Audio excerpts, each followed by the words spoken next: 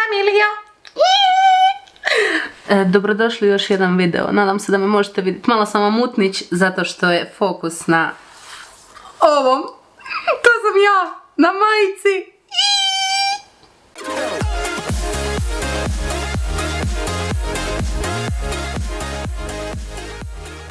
Pa gdje ste vi meni dobri ljudi, o?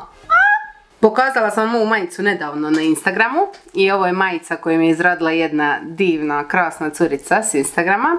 Zove se Karla. Stavit ću vam na ekran tu negdje njezin Instagram handle, tako da možete ići vidjeti kakve genijalnosti ta žena radi sa svojim rukama. Inspiracija koju je Karla uzela za ovu majicu, za divno i božje čudo sam ja, to jest jedan make-up look koji sam radila kad smo bili kod Ivanovih u Jajcu. Da, za Uskrs, ako se ne varam. Tako da danas ćemo se šminkat točno onako kako sam se našminkala za taj dan. Slikicu ću vam staviti također negdje na ekran. Za divno čudo, da, sjećam se apsolutno svih proizvoda koje sam tad koristila, jer je to inače nešto što, ne znam iz kojeg razloga, pamtim. Ako neku sliku slikam gdje sam bila našminkana, u 99% slučajeva znam što sam koristila kad. Moram je škripi stolicom. Oboma nam škripe stolice, familijo. Šta da vam kažem kad smo siromasi, nemamo ni za stolicu koja ne škripi. U slučaju da čujete neke čudnovate zvukove, svi susjedi koji su u ovoj zgradi, njih 100 milijuna, odluče onaj trenutak kad ja sjednem snimat video, odluče nešto bušiti i lupat po stanovima. Tako da ako čujete neke zvukove, ignorirajte ih, usredotočite se na ono što ja pričam. Stižu mi poruke na Instagramu, što je tu čudno? 99% mog života je zvuk na mom mobitelu isključen i ne znam zašto ga uopće ikad uključim.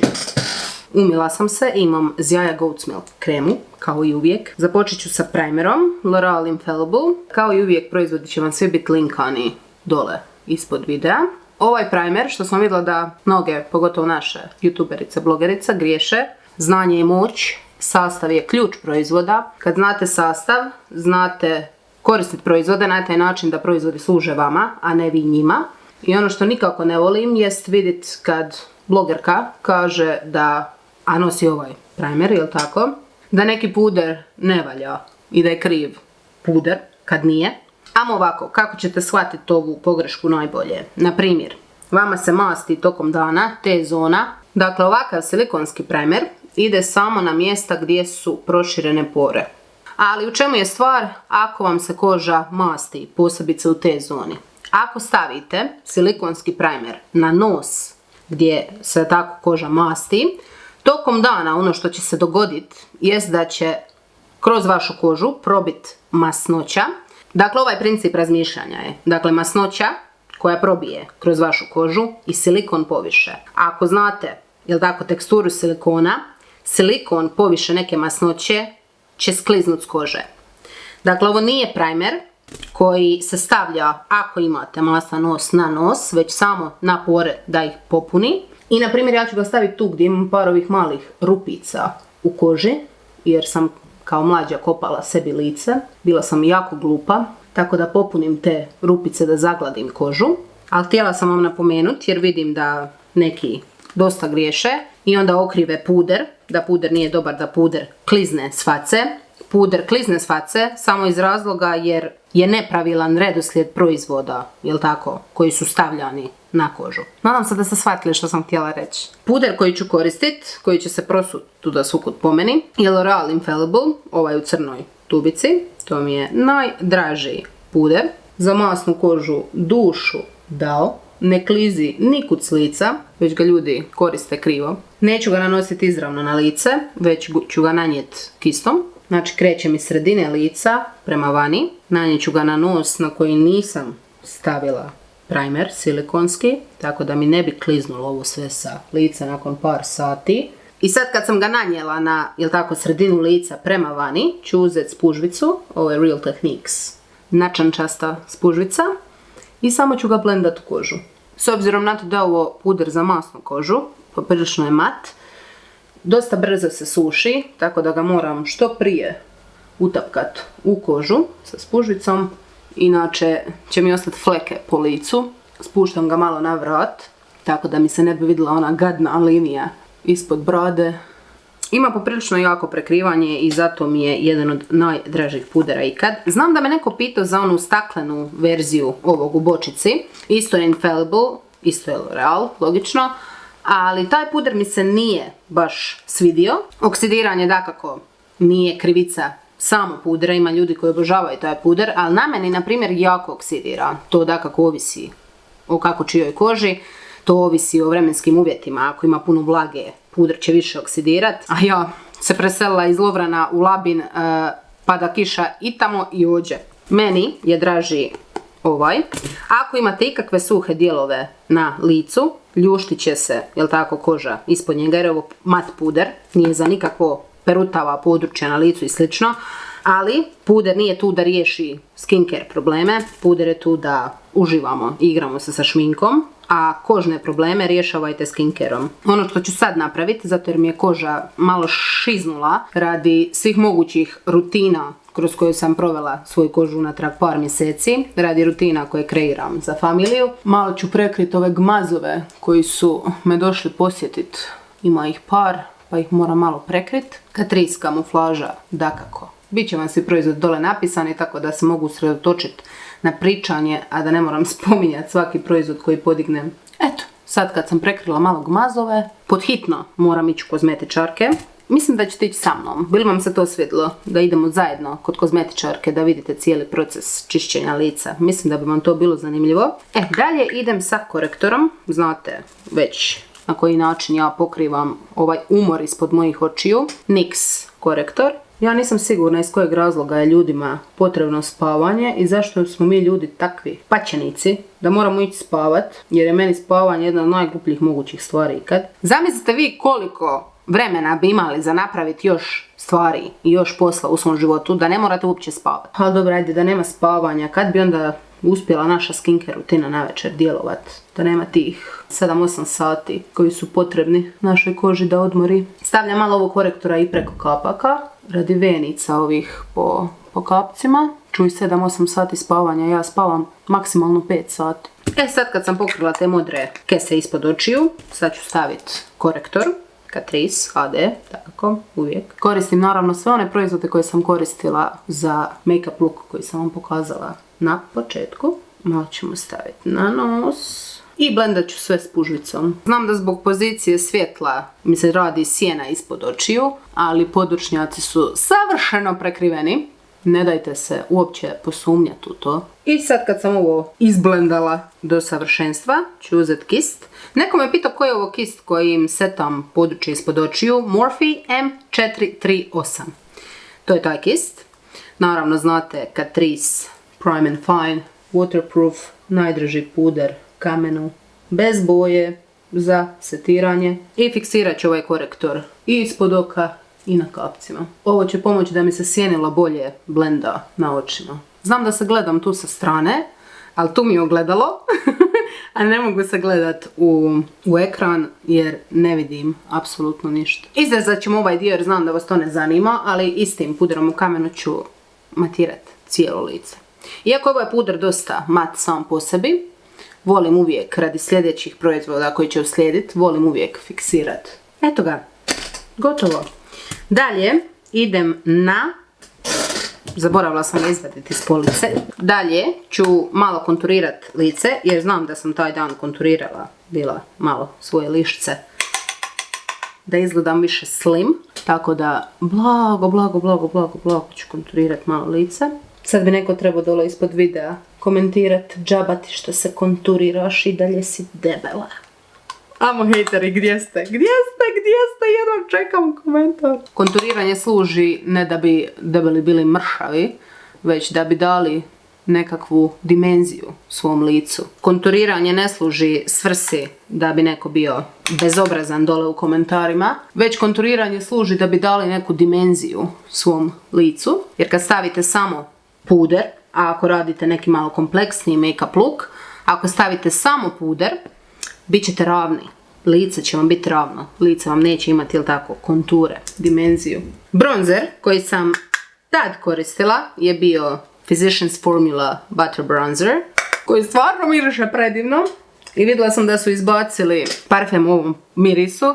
I dakako nema ga kod nas, mislim zašto bi toga bilo na Balkanu, ali ga ima u Americi i ja sam se solemnly swear da ću doći do tog parfema nekako, jednom, ne znam kad i kako. Vjerojatno ću pilat nekog iz familije preko storija da mi nabavi taj proizvod. Ali jedan od najgenijalnijih bronzera koje sam ja apsolutno ikad probala, sav hype je opravdan, malo ću proći po čelu. Biceps. I sljedeće što ću napraviti, sad kad sam bronzurirala svoje lice, uzet ću manji kistić i umočit ću ga u bronzer, lagano, malo ću otrest. Neću puhat u kist, nemojte to raditi, bakterije.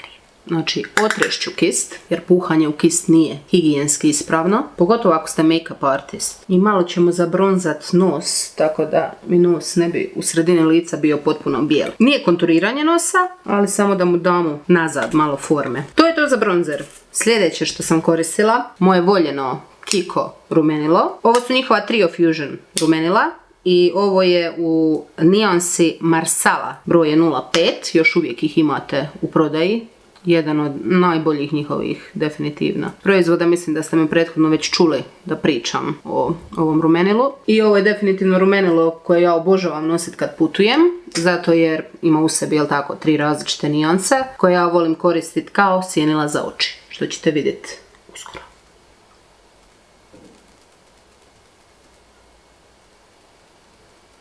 Eto ga, rumenilo gotovo.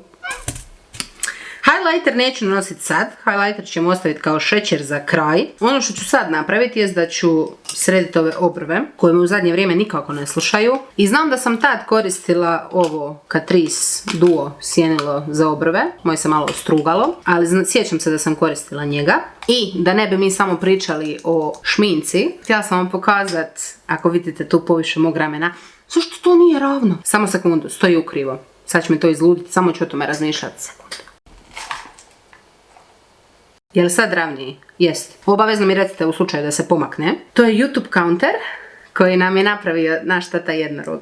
Ali doslovno napravio. Znate kako youtuberi dobiju one plejkove, jel tako, kad pređu nekih, ne znam, 50, 100, 1000, milijun, ili PewDiePie 60 milijuna subscribera. Tata jednorog je nama napravio naš vlastiti YouTube counter, tako da tu ova brojka, mislim da ju ne vidite, nisam sigurna jer je fokus na mojoj velikoj glavi. Brojka kaže 3369. U slučaju da se niste subscribali, pretplatili na ovaj kanal, pretplatite se momentalno, tako da vidimo kako ta brojkica tu raste iz videa u video. Familijo, ovo što tu vidite poviše mog ramena, to je naš tata jednorog, koji sjedi tu iza kamere, gleda seriju, ali neće da nam se pridruži u videu. Nije se još čovjek opustio za snimanje sa kamerom, ali mislim da po ovom vidite koliko je u stvari on genijalan, momak meni, i koliko je genijalan tata jednorog svima nama, jer ono što tehnologija meni u nikom slučaju nije, njemu jest, a to je ljubav.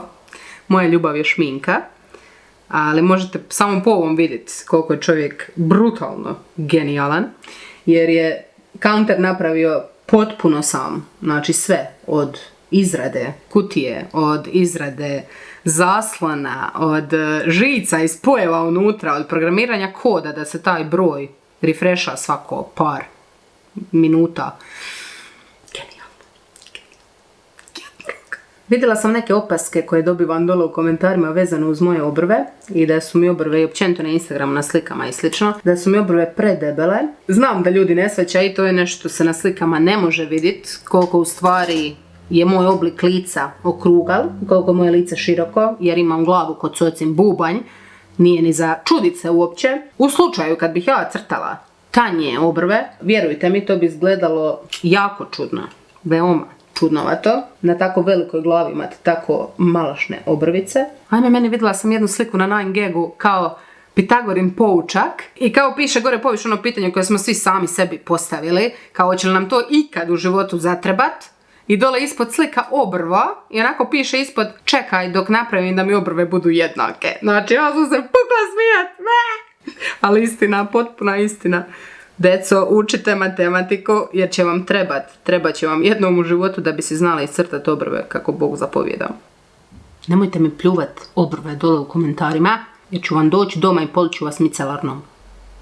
Znam da mi je neko neki dan na Instagramu rekao kao da sam puno prirodnija u videima nego što sam bila na samom početku. Potrudila sam se da budem malo slobodnija pred kamerom, jer ne znam zašto sam na samom početku snimanja imala taj problem gdje bi sjela pred kameru i bila bi full čudna, ali valjda je to tako, ne znam, svima koji počnu snimat, barem svi tako kažu, jer na primjer meni snimat storije je potpuno prirodno, a na primjer sjest pred kameru i snimat video mi je prije bilo jako neugodno, dok mi sad postaje sve normalnije i normalnije i drago mi je zbog toga i drago mi je da ste to primijetili, to mi je full drago. Što više i više komentara vidim ispod videa, imam sve više i više osjećaj da pričam onako sad trenutačno stvarnim ljudima koji gledaju ovaj video, da nije da baš ja samo sjedim i pričam sa kamerom i sa objektivom, već da pričam s vama, jel tako?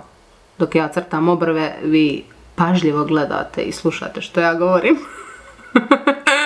Obrve gotove, malo ću ih pročešljat. S razlogom i namjerno su tolike kolike su, tako da bi se svi hejteri fokusirali na moje obrve, a zanemarili moj podbrodak. Meni su moje obrve predivne. Ja obožavam svoje obrve. Jedan od najdražih dijelova meni mog lica. Sljedeće što ću napraviti, znate da ovo obožavam radit, uzet ću rumenilo i koristit ću ga kao sjenilo za oči. Revolucionarno!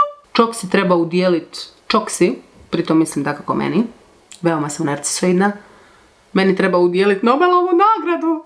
Nobelovu nagradu za make-up. Sve nam je omogućila čoksa. Vidite da ima od svjetlije ka, jel tako, najtamnijoj nijansi. Sa najsvjetlijom idem preko cijelog kapka i u pregib. Na ovaj način ću povezat sjenu, jel tako, na očima sa make-upom na licu. To je nešto što obožavam inače raditi, pogotovo kad se žurim. To sam vam pokazala u drugom videu koji sam ikad snimila, koji je na kanalu. I onda ću ići sa ovom malo. I onda ću ići u sam pregib kapka. Naravno blendam ju kao luđak, jer je blendanje moj kardio. Kakva teretana kad ja blendam sjenila. Zato imam ovake bicepse, čovječe. I sljedeće što ću napraviti je da ću samim vrhom kista uzeti najtamnije nijanse i koncentrirat ću je na kut oka i blago u pregib. Ali prvo započinjemo s kutom, jel tako, da mi tu ostane najviše boje i onda ću blago blendat to u pregib kapka, tako da dam opet tu neku dubinu. To je to što se tiče sjenila. Znam da su na slici izgledala malo isprano, ali ovo je ono što sam napravila bila taj dan za sama sjenila na očima. I sad kad sam blendala apsolutno sve do savršenstva, dakako, jedno tako se i smije blendat, sad dolazi zvijezda showa u igru. NYX Vivid Brights. Ovo je nijansa Vivid Sapphire. Opet se ovo iskrivilo iza mene. Zašto mi niste rekli? Miruj. Nisam ga dobro pričvrstila na zid, to ću obavezno napraviti iza ovog videa. Dakle, gdje smo stali? Stali smo na NYX tušu za oči. Što se tiče NYX ovih tuševa za oči, njihovih u boji, svi ostali, osim ovog i onaj ružičasti, ja mislim, neki ružičasti, on je isto ok. Svi ostali pucaju. Dakle, nanesete ih na oči, nakon par sati raspuknu se onako, ko oni lakovi za nokte, ako znate, koji se namažu pa se onako raspuknu. Dakle, ova nijansa je odlična, sveta i ova boja je perfekcija. I znam da mi je neko komentirao na tu sliku, to jest imala sam u storiju tu šminku i neko mi je napisao kao postoji li iko ko stavlja liner bolje od tebe? Ja bih se usudila reći da ne postoji.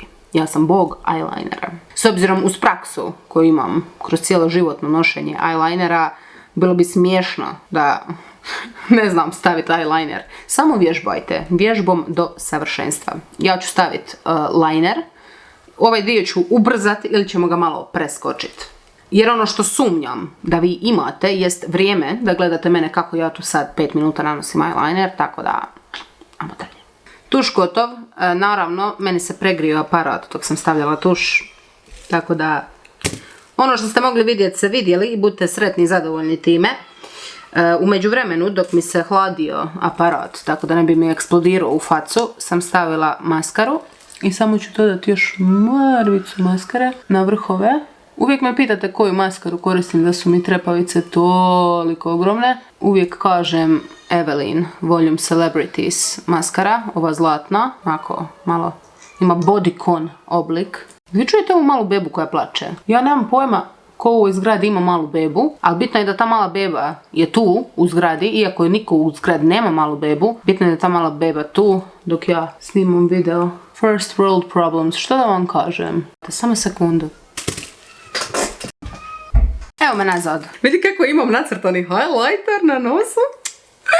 Ja mislim da je vrijeme da sprovedemo to u stvarnost. Što je na slici. Vadim highlighter koji sam nosila tada i koji ću staviti sad. Ovo je Catrice Mono Cienilo, pričala sam o njima već prije. Ovo je La Vie en Rose. Ne znam, francuski, ispričavam se duboko. I stavit ću ga sa svojim najdržim kistom koji košta 16 kuna. Vernissage kist broj 11 iz Millera. I ovo nije kist sa odjela gdje su kistovi za šminkanje. Ovo je kist sa odjela gdje su kistovi za vodene boje. Tako izgleda. Smeđi broj 11. Najbolji i najjeftiniji kist za highlighter koji ćete ikad naći. Morat ću raditi onaj highlighter challenge jer mi je životna želja okupat se u highlighteru cijelu svoju facu. Znam da je neko pitao ispod te fotografije koji highlighter imam ili me u porukama neko pitao. I ovo mi je najdraži rozi duokrom highlighter. Mislim da ih više ne možete baš pronaći jer su ih izbacili za sortimane jer su blesavi. Ali su predivni u slučaju da ih imate, a ne koristite ih kao sjenila. Kist u ruke i ima da mi sjajite, da vas s Marsa vidim. I to ne da je onaj neki ružni šljokičavi sjaj, nego baš onako šin, onaj predivni, prirodni šin daju. I dakako, znam da to obožavate, moj čuveni highlighter poviše usne. Nikad kad stavljam highlighter poviše usne ne radim ovo, lijevo desno, nanosim ga na ovaj način, dakle gore dole. Inače, highlightite sebi brkove, a ne gornju usnu. Eto ga, sve smo slični i slični toj djevojčici sa majice. Na slici koju sam vam prethodno pokazala nisam nosila ruž jer ga nisam još bila stavila na usne tad. Ali ovo je kombinacija koju sam imala na usnama. Ovo je Pharmacy Matte Liquid Lipstick. Ovo je nijansa Mauve Pink. I ovo je NYX olovka za usne. Vidiš da ima lipac na... mala. Toliko sam je potrošila da... joj, skoro je neću moći držati u ruci koliko je malašna. Ovo je nijansa Mauve. Biće vam dole sve napisano. Ovo je doslovno savršena nijansa olovke u slučaju da želite precrtati sebi rub usana, da želite napraviti da vam usne budu malo veće. Neću samo obrubiti usne, već ću i popuniti iznutra. Gledajte to, kakva Kylie Jenner, kakvi lip filleri, čovječe boži kad čoksa obcrta usne. I sljedeće što ću staviti jest Pharmacy ruž. Mirišu ko neki kolač. Gladna sam. Ovi njihovi ruževi su perfektni, pogotovo nude nijanse. Da li ja i ja sa majice ličimo jedna drugoj? Ja mislim da ličimo. Imamo rozi ruž, imamo highlighter na nosu i highlighter svukud okolo. Imamo snažne obrve. Imamo plavi tuš liner. Ja ću sad malo primaknuti da vi vidite cijelu tu situaciju. Nadam se da vam se svidio ovaj make-up look. Ja sam oduševljena. Moram vam priznat, što da vam kažem, totalni sam narcis. Narcis je jedan lijepi cvijet. Pokušavam uhvatiti neko svjetlo gdje možete vidjeti barem približno boju. To će tata jednorog popraviti u editiranju boje, ja se nadam. Ali ja ću vam iskreno reći da mi je ovo jedan od najdražijih make-up lookova koje sam ikad napravila i koje sam ikad slikala i postavila bilo gdje. Ode.